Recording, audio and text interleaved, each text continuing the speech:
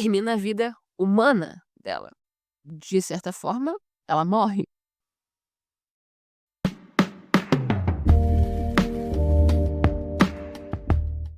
Olá, eu sou a Thais, se essa é a sua primeira vez aqui, seja muito bem-vindo ao meu canal. E se você é um inscrito retornando, seja muito bem-vindo de volta. Aqui, como você já sabe, eu gosto de analisar personagens como se eles fossem pessoas da vida real, analisar séries, tropes e etc.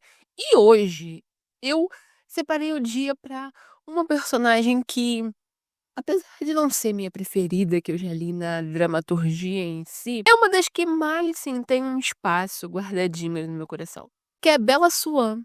Fez parte intrínseca da minha infância como leitora de Crepúsculo, como eu imagino que tenha feito parte da vida da grande maioria de vocês que clicaram nesse vídeo. Crepúsculo foi, sem sombra de dúvidas, uma das maiores obsessões que eu tive na minha infância e adolescência, e é tanto os filmes quanto os livros, mas principalmente os livros.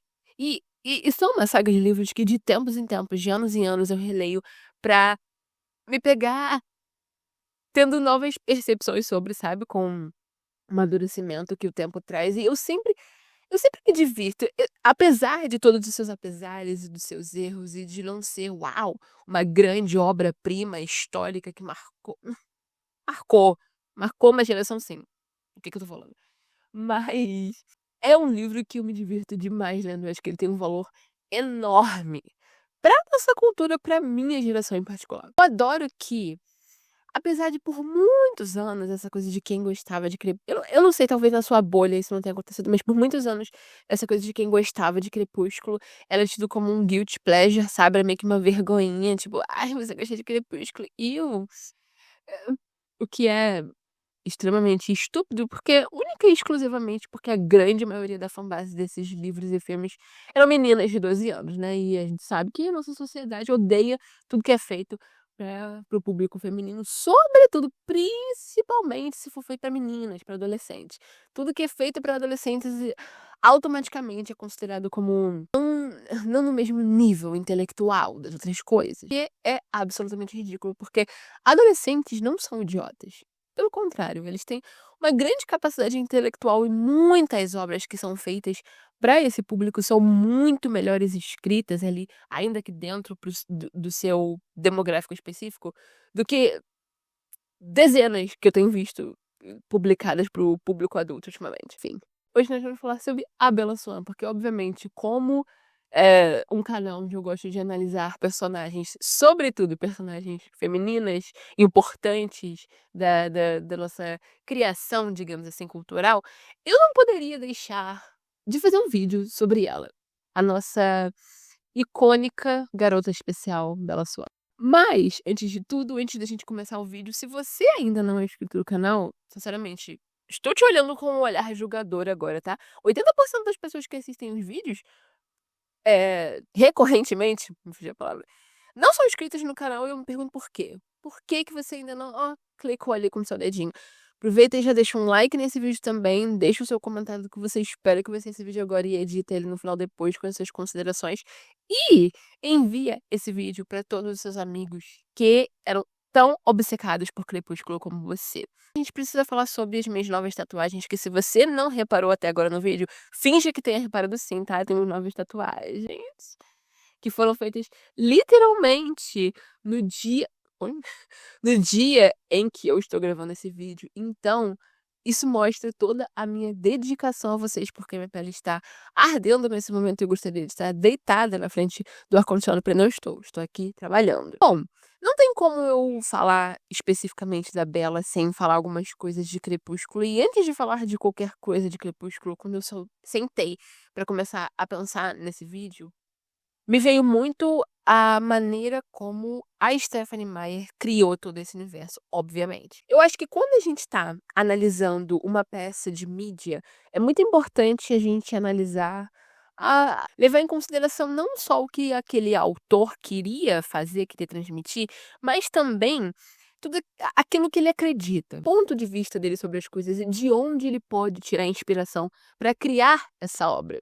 Deixando muito claro, a minha intenção não é falar sobre religião ou espiritualidade aqui, mas o tema vai meio que entrar aqui porque a Stephenie Meyer, como talvez muitos de vocês saibam, é mormon, é da religião Mormon. Tem ali um braço, vertente, passa por ali pelo cristianismo tradicional, no sentido de acreditar naquelas coisas mais em comum que a grande maioria das religiões cristãs acreditam, no sentido da Bíblia, pelo menos ali do Velho Testamento e tal. E por que eu tô falando sobre isso? Por que eu tô falando que a gente tem que levar isso em consideração quando analisa Crepúsculo e sobretudo a Bella? Porque em Crepúsculo, a Stephenie Meyer faz muitas referências a Gênesis, que é o primeiro livro da Bíblia. Inclusive, é um quote no começo do livro. Gênesis, né, o primeiro livro da Bíblia, ele serve não só como a base e a estrutura de diversas religiões que existem no mundo hoje, para além do cristianismo ocidental que a gente conhece aqui, também é ali que se tem toda a base, toda a estrutura da ideia de criação de mundo, mais uma vez, dentro do que essa religião acredita. E em Gênesis, entre inúmeras outras coisas, a gente tem a história de Adão e Eva e o jardim do Éden. Resumindo muito brevemente, só para quem não tá tão familiarizado assim com a história, Deus criou um homem e uma mulher e existia essa ideia do jardim perfeito, um verdadeiro oásis na Terra que ele meio que deu de presente para eles, colocou eles ali para morar. E era absolutamente um paraíso, um lugar absolutamente perfeito que atendia toda e qualquer necessidade que eles tinham, supostamente.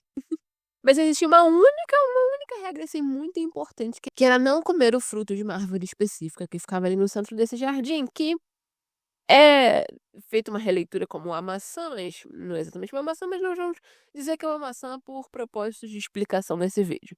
E aí você podia comer tudo que tinha nesse jardim, menos a tal da maçã, que ficava ali na árvore do conhecimento. E aí, na história, a serpente, que é uma analogia para o diabo, é, planta ali a semente de ideias na cabeça da Eva, influencia ela a questionar o porquê eles não poderiam comer a maçã, o que de tão importante que eles não poderiam saber que estava acontecendo ali, e ela acaba comendo essa maçã e influenciando o Adão a comer também. E porque eles desobedeceram essa regra tão importante, eles acabam sendo expulsos do Jardim do Éden, dando início basicamente a toda a população mundial, né, segundo a história.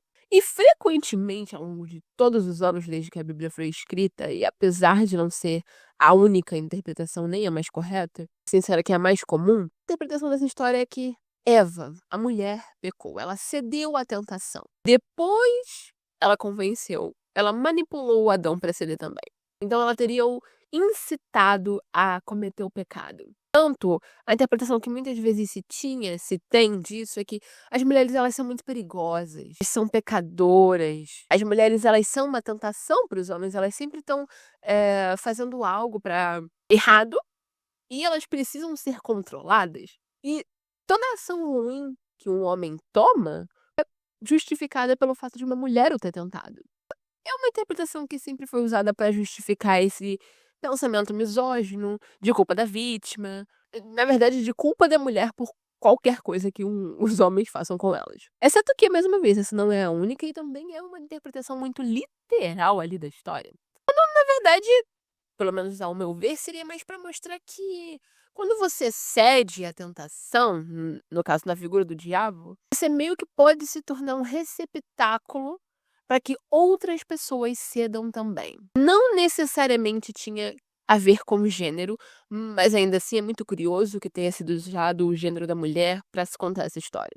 Enfim, quando você pega essa referência a gêneros no começo, a maçã na capa de Crepúsculo, ao fato do sangue da Bella ser essa tentação para o Edward, basicamente como se fosse uma droga para ele, dá um pouco de medo de que a Stephenie fosse seguir por um caminho mais machista. Mas de todas as releituras que eu já fiz desse livro depois de adulta, com uma cabeça diferente e tal, eu honestamente não acho que essa era a intenção da Stephenie ao escrever esse livro. Realmente, eu posso estar errada.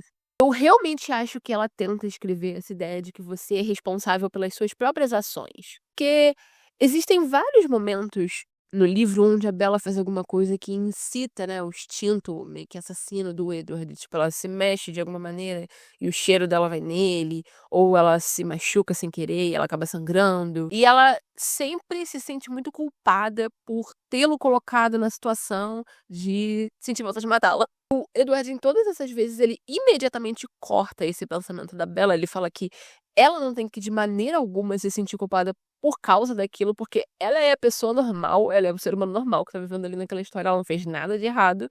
ele é quem é um monstro, é ele quem tem que se segurar, é ele quem tem que se controlar, e não ela que tem que fazer um sacrifício pra que ele não seja tentado. E eu honestamente não sei se a intenção da Stephanie era fazer um comentário sobre, culpa da vítima, porém ela acabou fazendo. Então eu não sei se ela queria fazer essa interpretação sobre o ônus da culpa nunca esteve, né, em quem é a vítima, mas em si em quem é o perpetuador.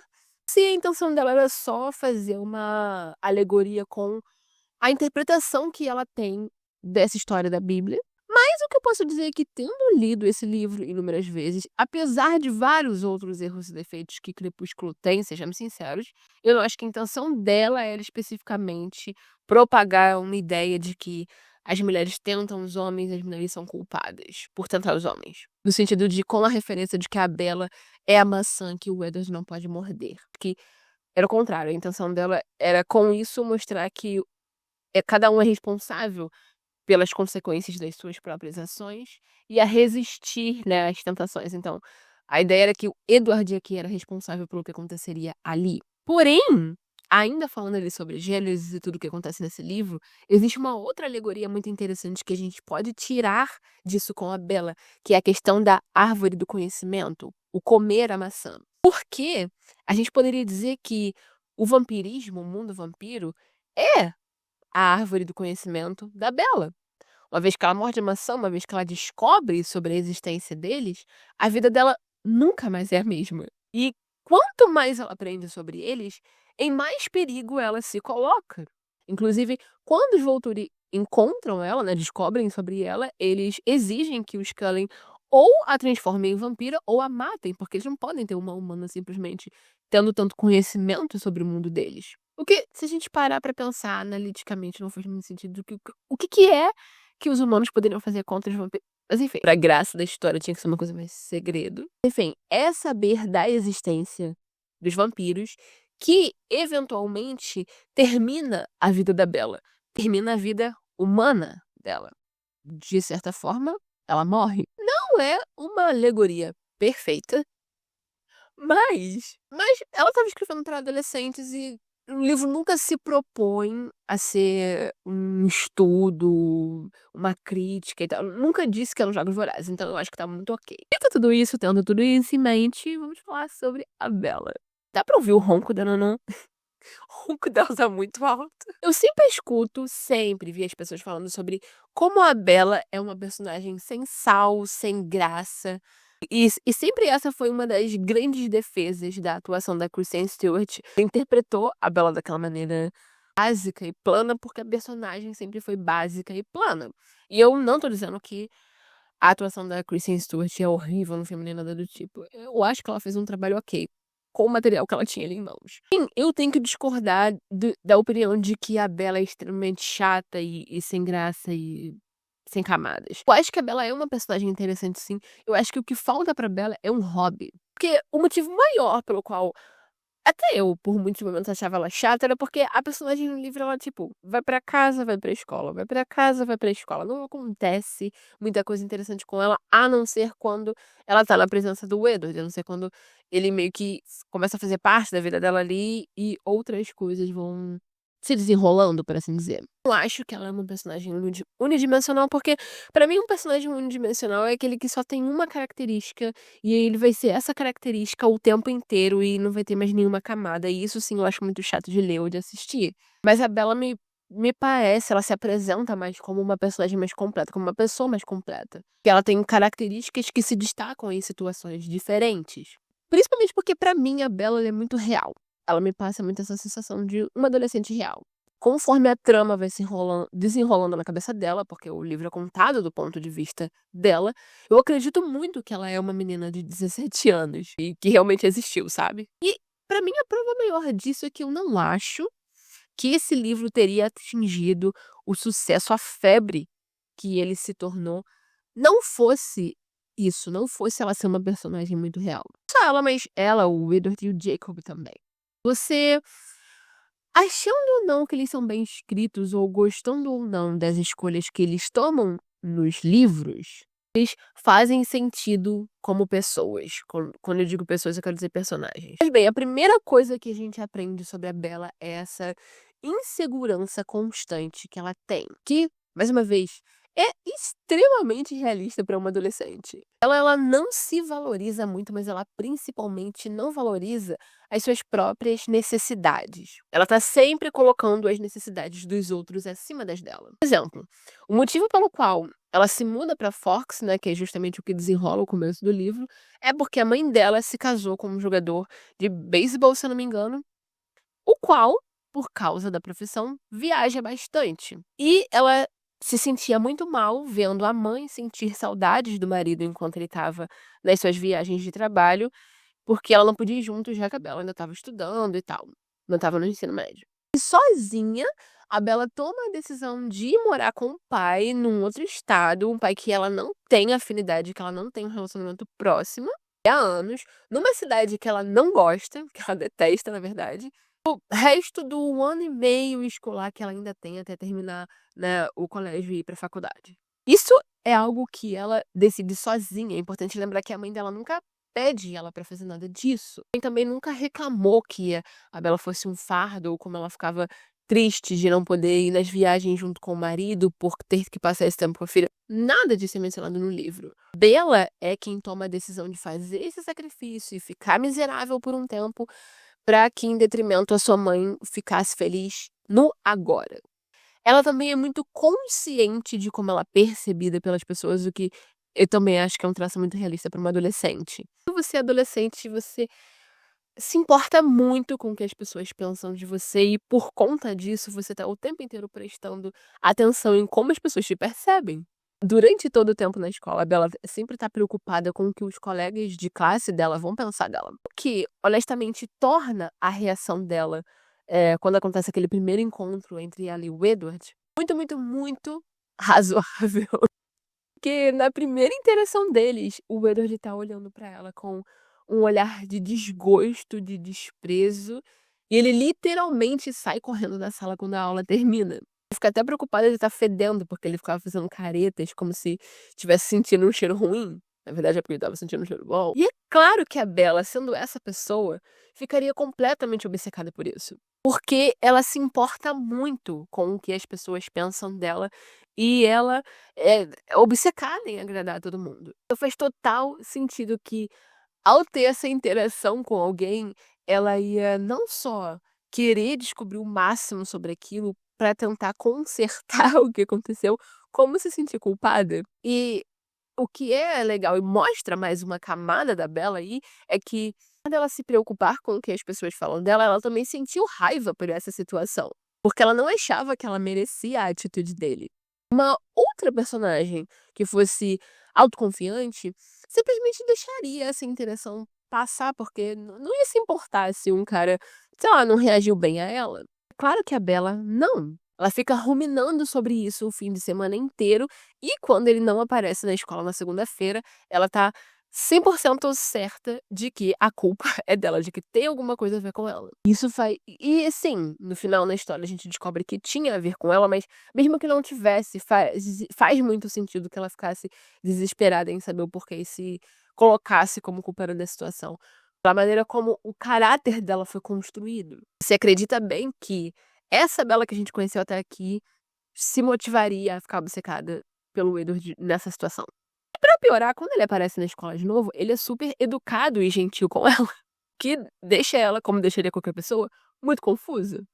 Mas o que eu acho muito interessante, e mais uma vez, mostra outra camada da Bella, que não é básica e plana, é que apesar dela não ter uma personalidade assim muito enfática, ela meio que se deixa levar pela maré, ser empurrada pela vontade das outras pessoas, ela também é firme quando necessário. E geralmente isso acontece quando a vida dela tá em risco de alguma forma. Quando a segurança dela tá em risco, ela acaba divulgando por si mesma. Por exemplo, quando ela é ameaçada por aqueles caras em Port Angeles, a reação dela é enfrentá-los e não correr.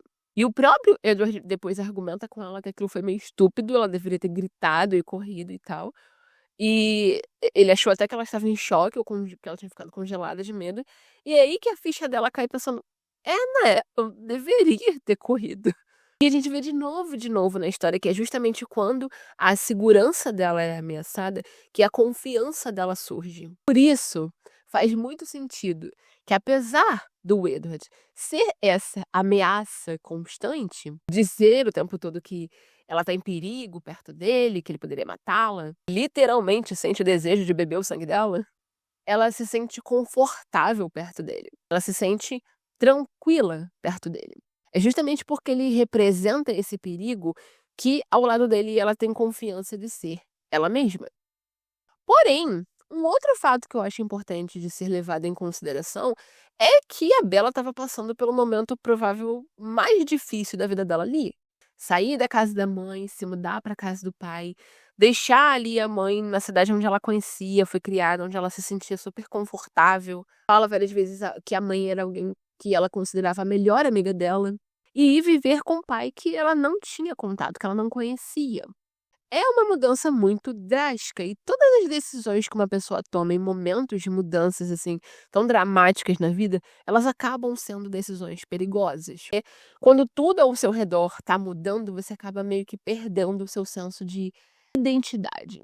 E com a mãe, a Bella tinha um papel muito claro, ela era a filha parentificada. Era ela quem se sentia responsável por cuidar da mãe, ao invés do contrário. Ela diz no livro que alguém ali, uma das duas, tinha que ser o adulto da casa. É muito confuso para ela quando ela vai morar com o pai e ela percebe que ela não é necessária da mesma maneira que ela era para a mãe. Arlie é um cara autossuficiente, ele vivia sozinho. Ele tinha uma atitude dele querer cuidar dela, sabe? Eu sou o pai, eu vou fazer o papel de protetor. Então ela se sente muito fora de lugar, ela se sente um peixe fora d'água e ela não sabe como viver nessa situação. Tanto que a primeira reação dela quando ela se encontra com o Charlie, eles estão naquele restaurante almoçando, e ela poderia ficar responsável por cozinhar para ele, mesmo ele falando, você não precisa. É isso que ela faz ao longo do livro todo, ela cozinha todos os dias para ele, mesmo quando ela não vai jantar em casa, quando ela não vai comer a comida. Essa é a maneira dela de encontrar ali algum senso de normalidade, já que ela não precisa mais fazer o papel de adulto, de cuidador da casa. Porém, o mais importante de tudo sobre a Bella é que meninas de 12 anos se identificaram com ela profundamente. Muito relacionável, é muito fácil se colocar no lugar dela enquanto você está lendo o livro. Entender as reações dela por você, quando na época uma menina de 12 anos talvez, ter vivido situações muito parecidas. E é meio que o consenso geral das pessoas que gostaram tanto de Crepúsculo naquela época. Relendo como adulta, eu consigo com muita facilidade me colocar de volta naquela mente adolescente, entender a Bella porque em muitas situações eu me sentia da mesma forma. A Bella representa um obstáculo muito comum ali na adolescência, que é não reconhecer, não enxergar o seu valor. Segurança que vem com isso e achar que as suas necessidades não são tão importantes como as dos outros. Em geral, levando tudo isso em consideração, eu acho que ela é muito bem escrita até. A personagem faz sentido, ela é coesa. Uma das grandes críticas que esse livro tem é que o Edward é um vampiro que tem mais de 100 anos de idade e já viveu por tanto tempo e conheceu tantas pessoas, nunca, jamais havia encontrado alguém que conseguisse descobrir que ele era vampiro, ou que prendesse a atenção dele, até chegar a Bella, essa garota tão especial, tão diferente das outras garotas. Muito válido, e eu concordo. No entanto, a gente descobre no livro que a Bella é a única pessoa que ele não consegue ler a mente. Pois em Sol da Meia-Noite a gente acabou descobrindo também que ele não conseguia ler a mente do Charlie, o que alude ali a algo genético neles, mas isso é uma outra tangente. Enfim, o fato dele não conseguir ler a mente dela também torna o fascínio dele por ela muito tangível. É algo muito diferente da monotonia dos dias dele. Imagina você viver 100 anos e ver as mesmas coisas, os seres humanos repetindo os mesmos padrões, os mesmos ciclos, os mesmos tipos de pensamentos, e viver a mesma vida por anos e anos e anos. Quando a mente de todas as pessoas ao seu redor e de repente você encontra uma a qual você não consegue ler e, portanto, não consegue decodificar, não consegue entender. Ficaria obcecado por essa pessoa? Você não ficaria obcecado em conhecê-la, em descobrir sobre ela, em torná-la parte da sua vida? Descobrir o que ela tem de especial? Nem vou ficar curioso pelo que se passa na cabeça dela, porque eu definitivamente ficaria. Por todos esses motivos, eu acho que a Bella é uma personagem muito interessante e faz total sentido que ela tenha sido esse marco. Uma grande geração de pessoas. E eu também acho que faz muito sentido que, apesar dos pesares, como eu falei, com os defeitos que tem, Crepúsculo continue sendo camp, continue sendo interessante, e principalmente o mais importante, continue sendo divertido, tanto de ler quanto de assistir e, portanto, de analisar.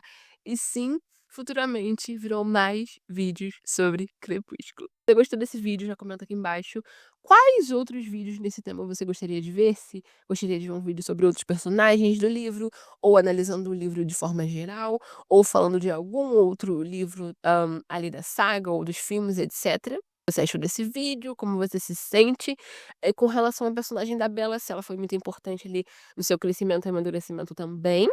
E não se esquece de se inscrever no canal se você ainda não é inscrito, deixar um like nesse vídeo e me seguir lá no Instagram também, @soueutag. Um beijo e até o próximo vídeo.